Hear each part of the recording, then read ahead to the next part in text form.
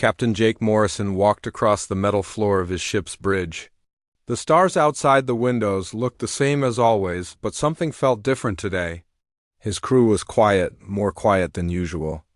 They had been waiting for news from the planet below for 3 days now. The planet was called Kepler 442b by the scientists.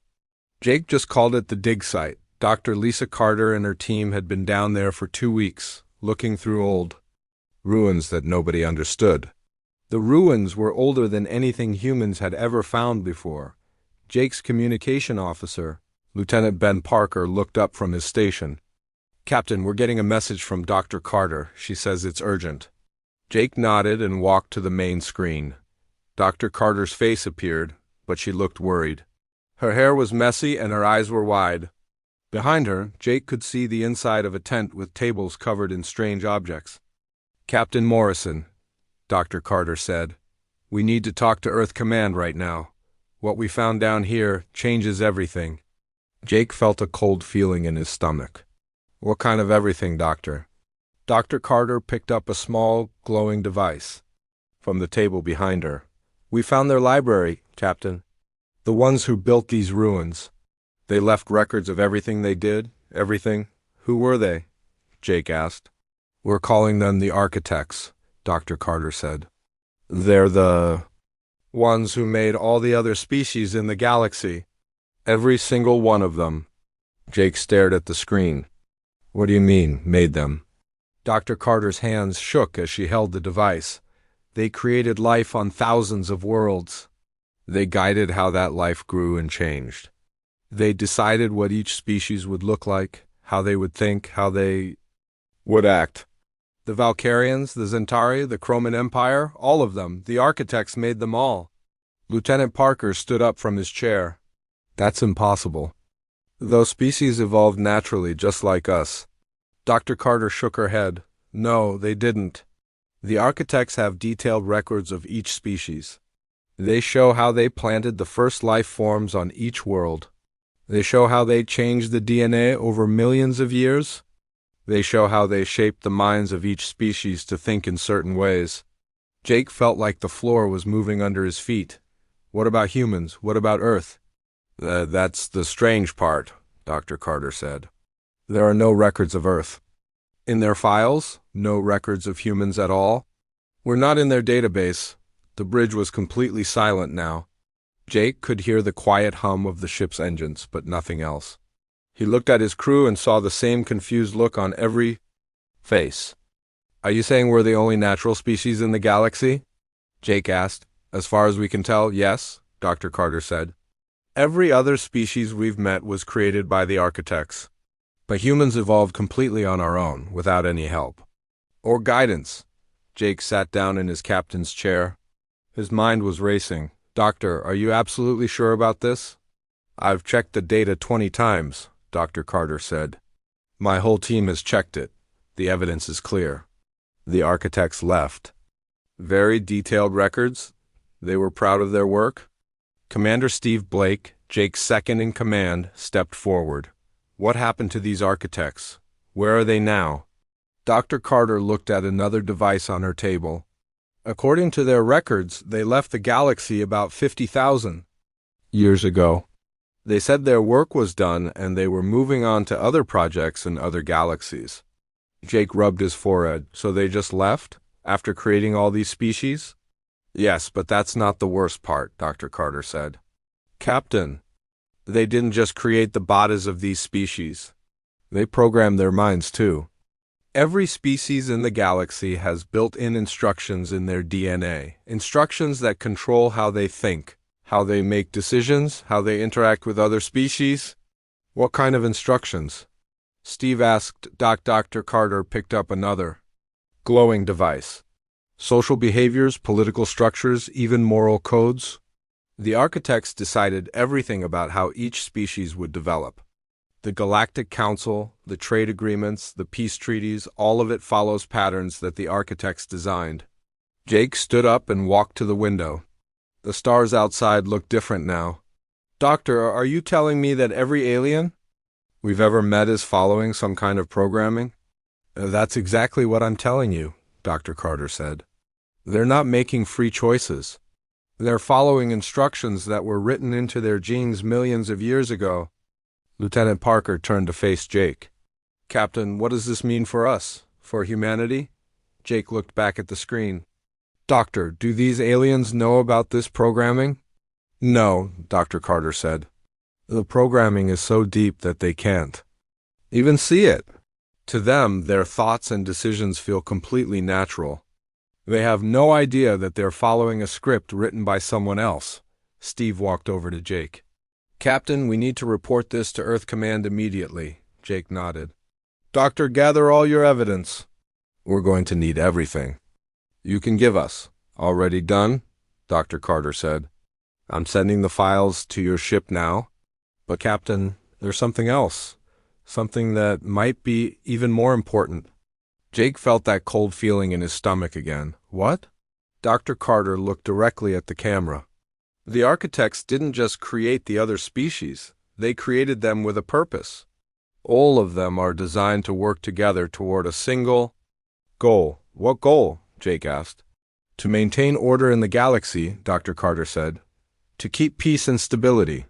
To prevent any species from becoming too powerful or too independent. Steve frowned. That doesn't sound so bad. It would be fine.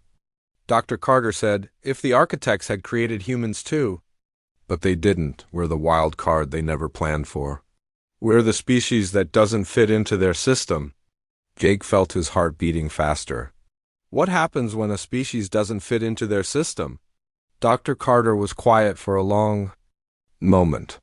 I'm still reading through the records, but from what I can tell, the architects built safeguards into their creations. Ways to deal with unexpected problems. What kind of safeguards? Jake asked. I don't know yet, Dr. Carter said. But Captain, I think we need to be very careful about how we share this information.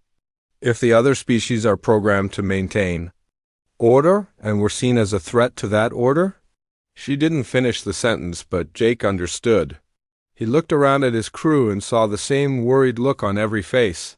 Doctor, how long do you need to finish reading through these records? Jake asked. At least another week, Dr. Carter said. Maybe 2. There's so much information here. Jake made a decision. Pack up everything you can carry. We're bringing you and your team back to the ship. You can finish your work here. Captain, are you sure? Dr. Carter asked. I'm sure, Jake said. If this information is as important as you say it is, then I want you somewhere safe while you're working on it. Dr. Carter nodded. We'll be ready in 6 hours. After the communication ended, Jake stood alone on the bridge. His crew had gone back to their stations, but he could tell they were all thinking about what they had just heard. The galaxy was not what they thought it was. Every species they had met, every alien they had called friend, was following programming written by creatures who had left the galaxy long ago, and humans were the only species that was truly free. Jake looked out at the stars again. Somewhere out there, billions of aliens were living their lives, making decisions, building civilizations, all without knowing that they were following a script written by someone else. And somewhere out there, other humans were making treaties and agreements with these programmed beings, not knowing the truth. The question was, what would happen when the truth came out? Admiral Peter Grant stood in the main laboratory on Earth Station Alpha, watching Dr. Amy Rodriguez work at her computer.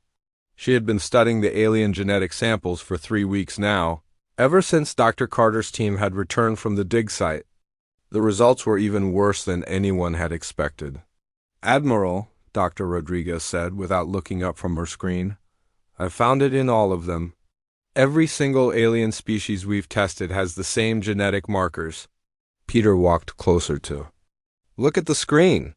The display showed long strings of genetic code, but he couldn't understand most of it. Explain it to me in simple terms, Doctor. Dr. Rodriguez pointed to a section of the code that was highlighted in red. This is what we call a genetic switch. It's like a set of instructions built right into their DNA.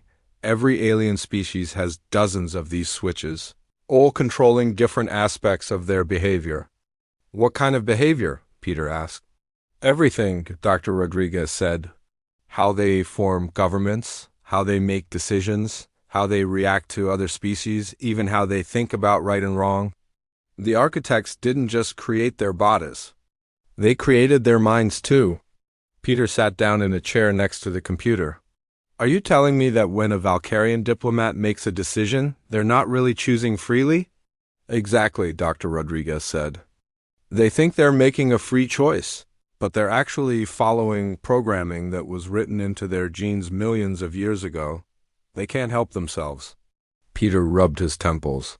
He had been getting headaches ever since this whole thing started. What about humans? Do we have these switches too? Dr. Rodriguez shook her head. That's the strange part. I've tested human DNA from all over Earth, from every ethnic group and population. We don't have any of these genetic switches. Our DNA is completely natural, so we're different, Peter said. We're not just different, Dr. Rodriguez said. We're the only species in the galaxy that can make truly independent decisions. Everyone else is following a script. Peter stood up and walked to the window. Outside, he could see Earth spinning slowly below them. Somewhere down there, President Helen Murphy was preparing to address the United Nations about this discovery. The news would change everything. Doctor, Peter said, I need to ask you something important. Could these aliens overcome their programming if they knew about it? Dr. Rodriguez was quiet for a long moment. I don't think so, Admiral. The programming is too deep. It's built into every cell of their bodies. Even if they understood what was happening to them, they wouldn't be able to fight it. Peter felt a chill run down his spine, so they're trapped. Yes, Dr. Rodriguez said, and there's something else. I found evidence that the programming includes instructions about how to deal with unprogrammed species. Peter turned around quickly. What kind of instructions? Dr. Rodriguez brought up another screen on her computer.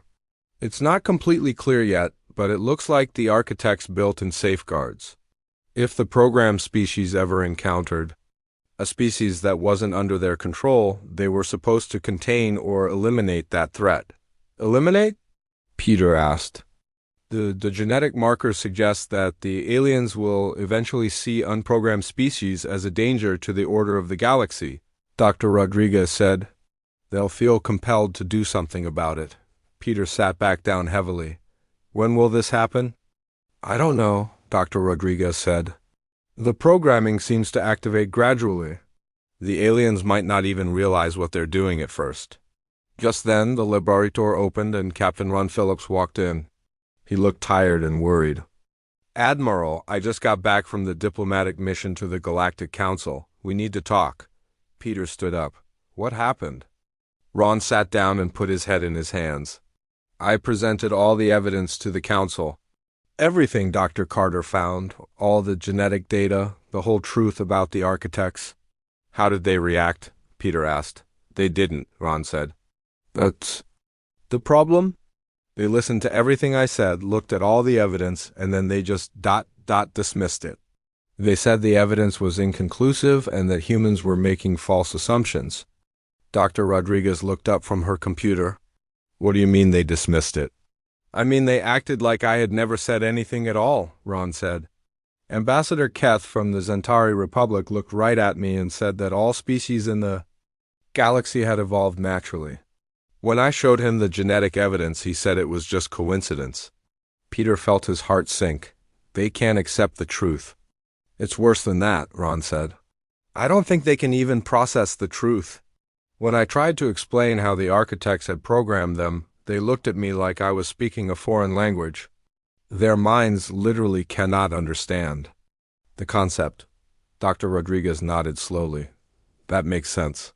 If the architects wanted to keep their creations under control, they would have programmed them to reject any information that contradicted their basic programming. So we can't reason with them, Peter said. No, Ron said. And there's something else. After the meeting, I noticed that several of the alien delegations were having private conversations. They kept looking at me and the other humans in the room. I think they're starting to see us as a problem. Peter walked back to the window. How long do we have? I don't know, Ron said. But the atmosphere in the council has definitely changed. Species that have been our allies for years are starting to act cold toward us. Trade agreements are being questioned. Some of our colonies are reporting increased alien military activity in nearby systems. Dr. Rodriguez stood up from her computer. Admiral, I need to show you something else. She brought up a new screen with a complex diagram. I've been analyzing the genetic programming in more detail. The architects didn't just create safeguards against unprogrammed species. They created a coordinated response system. What does that mean? Peter asked. It means that when the programming activates, it won't just affect one species, Dr. Rodriguez said. All the programmed species will respond at the same time. They'll work together to deal with the threat. Ron looked up sharply. All of them, even species that hate each other? Yes, Dr. Rodriguez said. The architects designed the system to override normal species conflicts when dealing with what they called galactic contamination. That's their term for unprogrammed life. Peter felt like the room was spinning. So the entire galaxy could turn against us. Not could, Dr. Rodriguez said.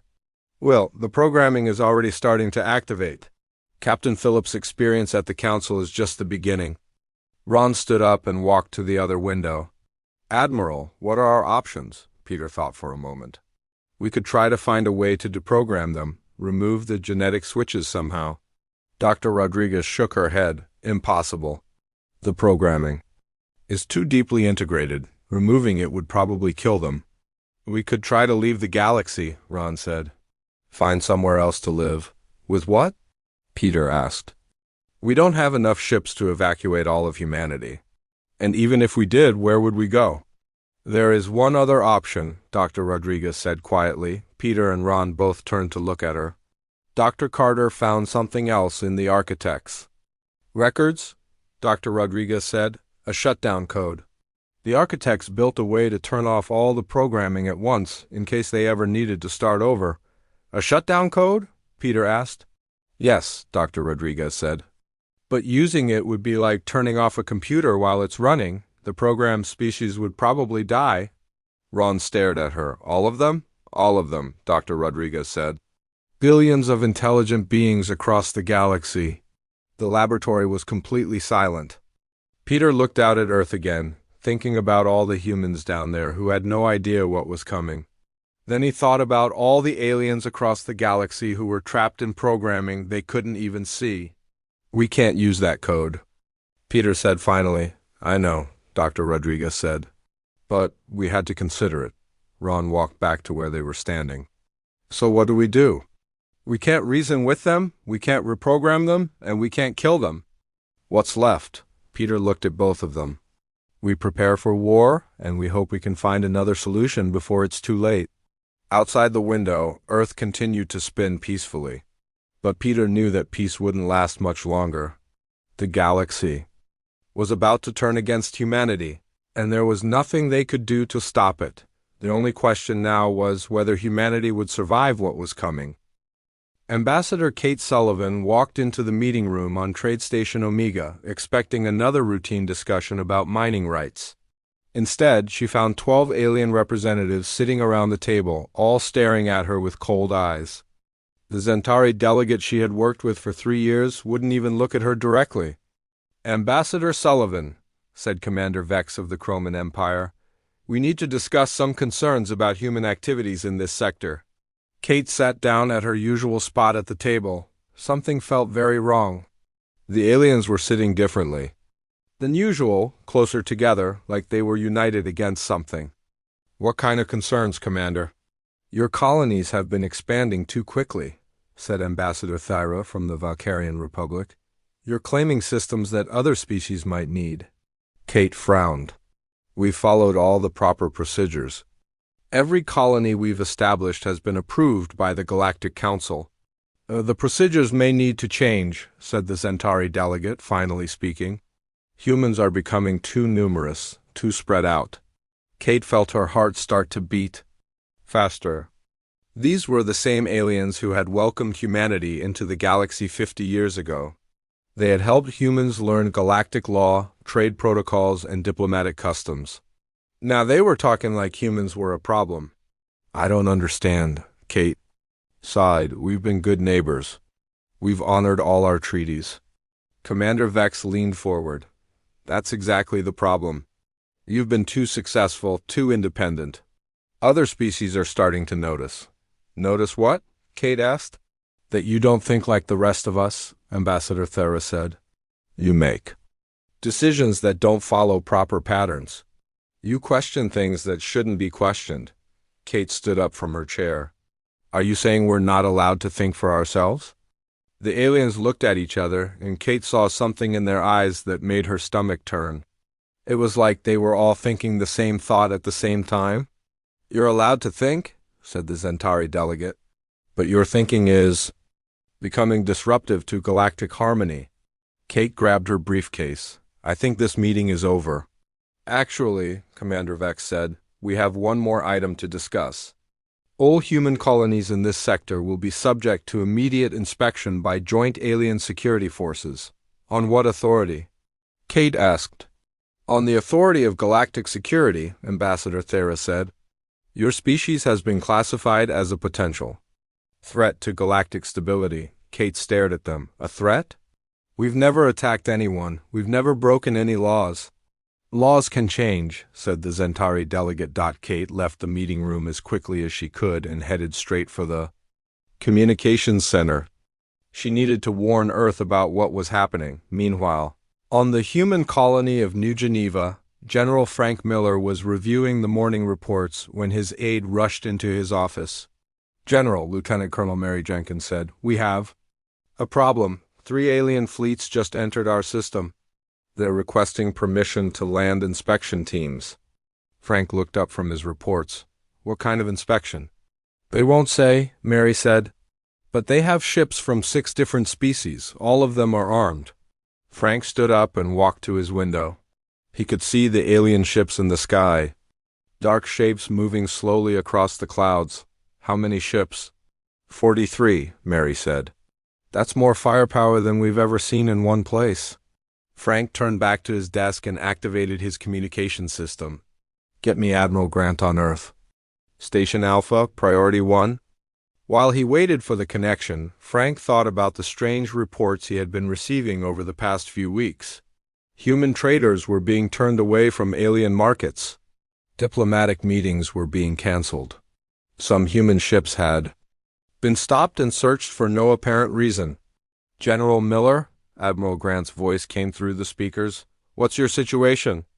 Admiral, we have a major problem, Frank said. Multiple alien fleets are demanding to inspect our colony. They claim it's for galactic security. Deny the request? Admiral Grant said immediately. We have sovereignty over New Geneva. Admiral, they have us outnumbered 10-1, Frank said. If they decide to take what they want by force, we can't stop them. There was a long pause. General, I'm going to tell you something classified. The alien programming we discovered is starting to activate. They're going to see us as a threat whether we cooperate or not. Frank felt a chill run down his spine. What do you recommend? Stall them as long as you can, Admiral Grant said. We're working on evacuation plans for all the outer colonies. Evacuation? Frank asked. Admiral, there are 2 million people on New Geneva. I know, Admiral Grant said. Do what you can to protect them. The communication ended, leaving Frank staring at the alien ships in the sky. He had been a soldier for 30 years, but he had never faced anything like this. Mary, he said to his aide, start quiet evacuation procedures. Non-essential personnel first. Make it look like routine transfers. Yes, sir, Mary said. What about the alien inspection teams? Tell them we're reviewing their requests through proper channels, Frank said. That should buy us a few days, but Frank was wrong. The aliens didn't wait for proper channels. 2 days later, Dr. Nick Thompson was working in his research lab when the alarm started blaring. He ran to the window and saw alien shuttles landing all over the colony. Soldiers from different species were pouring out of the shuttles, all of them armed.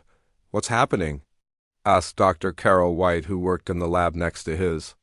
I think we're being invaded, Nick said. The alien soldiers moved through the colony with perfect coordination. They knew exactly where to go and what to look for. They went straight to the government buildings, the communication centers, and the spaceport. Nick watched as human security forces tried to stop them. The humans were outnumbered and outgunned, but they fought bravely. It didn't matter. The aliens had planned this operation perfectly. "We need to get out of here," Nick said to Carol. They ran through the research complex toward the emergency exits. Behind them, Nick could hear the sound of alien weapons firing and human voices shouting. The colony was falling apart. General Miller tried to coordinate the defense from his command center, but it was hopeless. The aliens had surrounded every important building in the colony. They weren't just inspecting anymore. They were taking control. "General," Lieutenant Colonel Jenkins said, "we're getting reports from all over the colony. The aliens are arresting human officials and seizing government facilities." "On what charges?" Frank asked. "No charges," Mary said. "They're just taking people." Frank made a decision that would haunt him for the rest of his life. "Order all remaining ships to evacuate as many civilians as possible. Military personnel will cover the evacuation." "Sir, that means abandoning the colony," Mary said. "The colony is already lost," Frank said. "Now we need to save lives." The evacuation began immediately.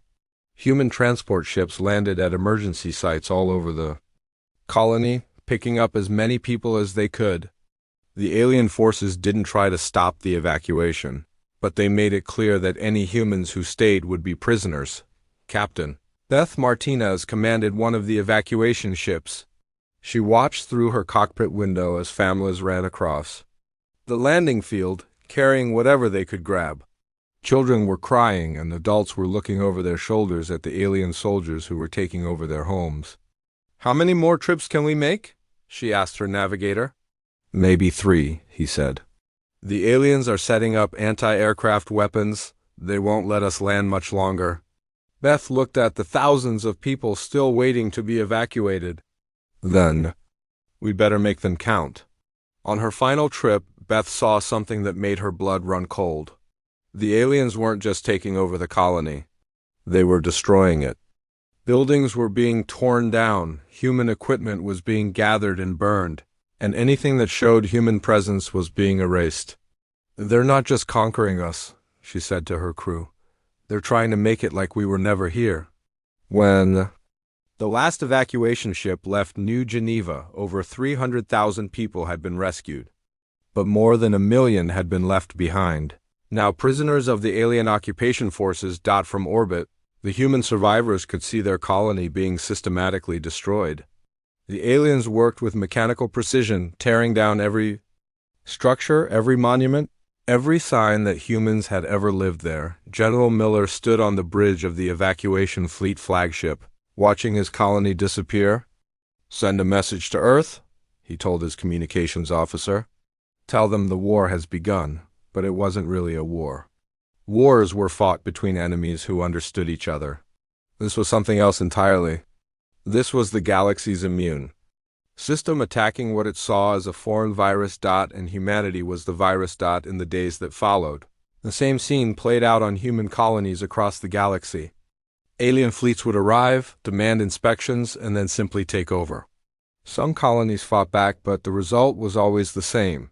The aliens had overwhelming numbers and perfect coordination. The galaxy that had once welcomed humanity with open arms was now systematically erasing every trace of human presence. And the worst part was that the aliens didn't even seem to hate humans. They were just following their programming, doing what they had been designed to do millions of years ago. The age of human expansion was over. Admiral Peter Grant stood in the war room deep beneath the surface of Mars, looking at the holographic display that showed the current state of human space. Red dots marked the colonies that had been lost. There were so many red dots now that the map looked like it had a disease. "How many are left?" he asked Colonel Dave Murphy, who was updating the display. 12 colonies still under human control, Dave said. "Everything else has been taken or destroyed." Peter rubbed his eyes. He hadn't slept properly in weeks. "What about Earth? Surrounded?" Dave said. 23 different alien species have ships positioned around our home system. They're not attacking yet, but they're not letting anyone in or out either. Peter walked to the window that looked out over the Martian landscape. The red planet had become humanity's last major stronghold after Earth had been cut off. But even Mars wasn't safe anymore. Long-range sensors showed alien fleets moving toward the solar system. "Sir," said Commander Sally Brooks, who had just entered the room, "the evacuation ships from the Kepler colonies have arrived. That's another 200,000 refugees." "Where are we putting them?" Peter asked. "Emergency camps on the far side of Mars," Sally said. "But sir, we're running out of space.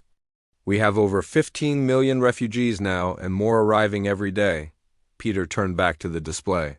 The red dots seemed to be spreading like a cancer. "How long before the aliens reach Earth?" 3 days, Dave said. "Maybe 4 if they stop to secure the outer planets first." "And how long before they reach Mars?" 1 week, Dave said. "They're coming from multiple directions. We won't be able to stop them." Peter sat down heavily in his chair. The war room was full of officers and technicians, all working frantically to coordinate humanity's last defense. But everyone knew the truth. They were losing badly. "Admiral," said Dr. Claire Watson, who had been working at a computer terminal. "In the corner, I need to show you something." Peter walked over to her station. The screen showed genetic analysis data, the same kind of information that had started this whole nightmare. "Doctor, please tell me you found a way to reverse the alien programming," Peter said. Claire shook her head. "I'm sorry, Admiral. The programming is too deeply integrated. But I did find something else." She pointed to a section of genetic code on the screen. The architects built a self-destruct mechanism into every species they created. Peter felt his heart skip a beat. "Self-destruct?" "A genetic kill switch," Claire said. "If activated, it would cause catastrophic organ failure in every programmed species simultaneously. They would all die within hours." "All of them?" Peter asked. "All of them," Claire said. "Billions of intelligent beings across the galaxy." Peter stared at the screen. "How do we activate it?" Claire brought up another display. The architects left detailed instructions in their records. The activation signal needs to be broadcast from multiple points across the galaxy simultaneously. We would need to get teams to at least 50 different star systems. "That's impossible," said Commander Brooks, who had been listening. "We barely have enough ships to evacuate our own people." "I know," Claire said. "But theoretically, if we could do it, we could wipe out every alien species in the galaxy." Peter walked away from the computer. "We can't do that. We can't commit genocide." "Admiral," said Colonel Murphy, "with respect, they're trying to wipe us out. Don't we have the right to defend ourselves?" "Not by killing billions of innocent beings," Peter said. "Those aliens aren't evil. They're just following programming they can't control." "But they're still trying to destroy us," Murphy said. Peter looked around the room at all the faces staring at him. These were good people, brave people who had dedicated their lives to protecting humanity. But he could see the desperation in their eyes. "There has to be another way," Peter said. Just then, the communication system activated. "Admiral Grant, this is Captain Jake Morrison. I'm requesting permission to enter the war room." "Permission granted," Peter said. A few minutes later, Jake walked into the room. He looked tired and dirty, like he had been in combat recently. "Admiral, I just returned from a reconnaissance mission to the Centauri system." "What did you find?" Peter asked. "The aliens aren't just taking our colonies," Jake said. "They're erasing them. Every building, every monument, every trace that humans were ever there. They're making it like we never existed." Peter felt a chill run down his spine. "All of them?" "All of them," Jake said. "And sir, I don't think they're going to stop with just the colonies. I think they're going to try to erase humanity completely." Commander Brooks stepped forward. "What do you mean?" "I intercepted some of their communications," Jake said. "They're calling us a galactic contamination that needs to be completely removed, not just defeated, removed." Peter sat down again. "So even if we surrendered, they wouldn't let us live?" "I don't think so," Jake said. Their programming seems to require total elimination of unprogrammed species. The room was quiet for a long moment. Everyone was thinking the same thing, but nobody wanted to say it out loud. Finally, Colonel Murphy spoke. Admiral, maybe we should consider Dr. Watson's suggestion. If they're going to kill us all anyway, No, Peter said firmly. We're not going to commit genocide. There has to be another option. What other option? Murphy asked. We can't fight them. We can't reason with them. We can't hide from them. What's left? Peter stood up and walked back to the holographic display. He stared at the red dots for a long time, thinking about all the humans who had died defending those colonies. Then he looked at the blue dots that represented the alien fleets closing in on Earth. What if we left? He said quietly. Left? Commander Brooks asked. Left the galaxy, Peter said. Packed up everything we could carry and went somewhere else. Jake looked at him with surprise. Admiral, that's impossible. We don't have enough ships to evacuate all of humanity. We don't need to evacuate all of humanity, Peter said. We need to evacuate enough to start over somewhere else. Dr. Watson looked up from her computer. Admiral, there are over 20 billion humans in the solar system alone. How many could we save? Peter thought about it. Maybe 100 million, maybe more if we work quickly. That means leaving 19 billion people behind, Commander Brooks said. Those 19 billion people are going to die anyway, Peter said. At least this way, some of us survive. Colonel Murphy walked over to the display. Admiral, where would we go? The aliens control the entire galaxy. Beyond the galaxy, Peter said. The architect's records mention other galaxies. Empty space between galaxies. Places where we could start fresh. Jake shook his head. That's a journey of millions of years. We don't have the technology for that. We have suspended animation, Peter said. We have fusion engines. We have everything we need to build generation ships. Generation ships? Dr. Watson asked. Ships designed to travel for thousands of years, Peter said. Our children and grandchildren would wake up in a new galaxy, far from the architects. Influence, the room was quiet again. Everyone was thinking about what Peter had just suggested. Leaving everything behind, abandoning their home galaxy, starting over in the vast emptiness between the stars. It's crazy, Commander Brooks said finally. It's survival, Peter said. And it's the only option that doesn't involve genocide. Jake walked to the window and looked out at the Martian landscape. How long would we have to prepare? The aliens will reach Earth in 3 days, Peter said. We would need to start evacuating people immediately. 3 days to save 100 million people? Colonel Murphy asked. That's impossible. Then we save as many as we can, Peter said. 50 million, 20 million, whatever it takes. Dr. Watson was already working at her computer. Admiral, I'm calculating the requirements for generation ships. We would need at least 200 vessels, each capable of carrying 500,000 people. How long to build them? Peter asked. We don't build them, Dr. Watson said. We convert existing ships. Cargo vessels, passenger liners, anything big enough to hold people and supplies. Peter turned to face everyone in the room. I know this sounds impossible. I know it means abandoning our home.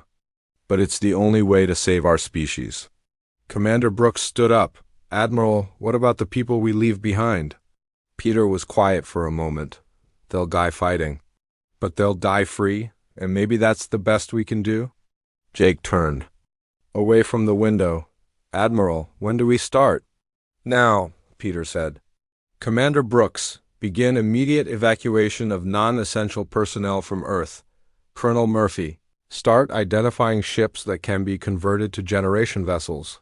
Dr. Watson, work on the technical requirements for long-term space travel. And the alien fleets? Jake asked. Peter looked at the display one more time. We'll hold them off as long as we can. Give our people time to escape. As the officers began to leave the room to carry out their orders, Peter remained by the holographic display. He was looking at the blue dots representing Earth, the world where humanity had been born. In 3 days, he would have to abandon it forever. But maybe, just maybe, some small part of humanity would survive to see the stars of another galaxy. It was the only hope they had left. The alarm bells rang across Earth as Admiral Peter Grant gave the final evacuation order. Every spaceport on the planet was packed with people trying to get onto the generation ships. Families carried whatever they could fit in small bags, knowing they would never see their home again. Captain Jake Morrison stood on the bridge of the converted cargo ship, New Hope, watching the crowds of people boarding his vessel. His ship had been designed to carry grain and metal, but now it held 50,000 humans heading into the unknown. "Captain," said his engineer, Lieutenant Tom Bradley, "we're at maximum capacity. The ship isn't designed for this many people." Jake looked at the families still waiting on the loading dock below. "Can we take more?" "We're already over the safety limit," Tom said. "If we take any more, we might not make it out of the solar system." Jake made the hardest decision of his life. "Seal the doors. We have to go." Down on Earth, Dr. Lisa Carter was helping load the last of the generation ships. She had been the one to discover the truth about the architects, and now she was watching humanity flee from that truth. Children were crying as they were separated from grandparents who were too old to make the journey. "Dr. Carter," said a young mother holding a baby, "will we ever see Earth again?" Lisa looked at the woman and tried to smile. "Your children will see new worlds, better worlds." But Lisa wasn't sure if that was true.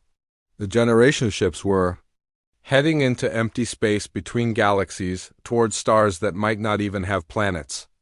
It was humanity's biggest gamble ever. Meanwhile, in orbit around Mars, Admiral Grant was coordinating the final evacuation from his command ship. The alien fleets were getting closer every hour, but the humans had managed to save more people than expected. "Admiral," said Commander Sally Brooks, "we have 87 generation ships ready to depart. Total population is about 43 million people." Peter looked at the numbers on his screen. 43 million out of 20 billion? It was better than he had hoped, but it still meant leaving most of humanity behind. "What about the volunteers staying for the rear guard?" Peter asked. 2 million military personnel and another million civilians who refused to leave, Sally said. "They'll try to hold the aliens back as long as possible." Peter nodded. The rear guard knew they were going to die, but they wanted to give the generation ships time to escape.